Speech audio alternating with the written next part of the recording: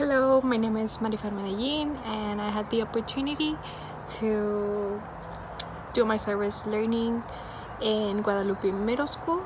So this was actually the first time I was interacting with middle schoolers, and I was I don't know, like I could say kind of scared because their way of thinking or acting is way different than elementary students. This school offers several programs to help the students with their needs, and what caught me more the attention was the after-school tutoring. I thought it was interesting. I wanted to know, what do middle schoolers have for homework, right? And it was a challenge for me as well, because some of the stuff that they were learning, I wouldn't remember how you would work it out. So it was a challenge for me as well. I'm really happy I had the opportunity to be a tutor here in Guadalupe Middle School, and especially with one student, an 11-year-old female student. So at the beginning of my service learning, I would go Tuesdays and Thursdays from 4:30 to 6:30.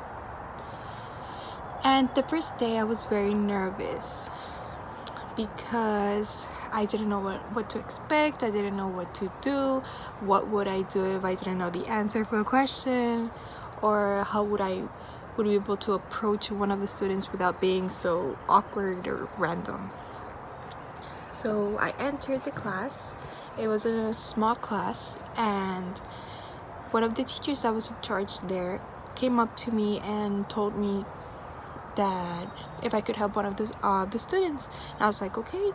And she told me, what she said was just that student had a lot of trouble doing or finishing her homework because she would talk a lot. So I was like, oh, okay, I guess. And she didn't even tell me like what to do whenever she would talk a lot or nothing. So I was really nervous. I approached to the student and asked her if she needed help, right? And the student she said yes, that she needed help on her math homework. And I was like, oh, okay, how fun. My favorite subject. Let's just say math isn't my favorite subject, so it was also a challenge. So she showed me her homework, and they were doing prime factorizations and divisions, and most of the problems I knew. There was only one that I was like, I'm sorry, I don't know how to work this problem out, but I would ask someone else to help me. And at first she was super shy, like she wouldn't talk to me, but then as the minutes passed, she would talk more and more and more, and I didn't know how to stop her. So I would only say, okay, continue with your homework, and she would just talk. I don't know, like random stuff.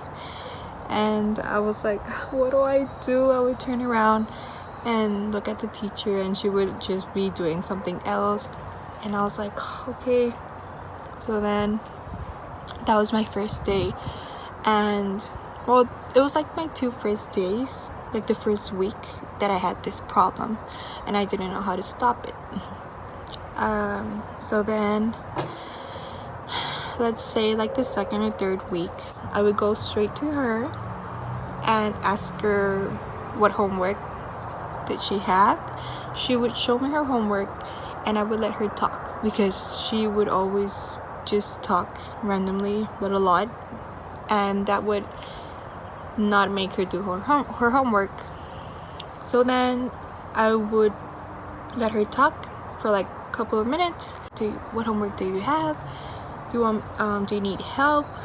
And almost all her homework she would do it herself, Just like in the math or some of the science, that caught me the attention was that she had a religion test the next day and she hadn't studied, and actually the teacher that was there helping, she was the one that was going to give them the test. So the teacher told me if I could study with her.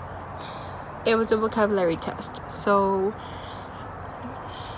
I helped her, and she was having a lot of trouble knowing the definitions, and I showed her some ways to make it easier for her to understand the vocabulary or to really know the definitions.